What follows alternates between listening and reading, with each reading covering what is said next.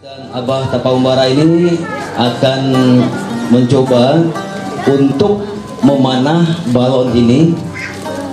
Terus dan hasil dari balon ini pun akan menjadi sebuah lukisan di bawah. Balon ini di dalamnya ada cat. Jadi balonnya pecah, catnya jatuh ke bawah. Terus dan akhirnya akan menjadi sebuah lukisan yang abstrak.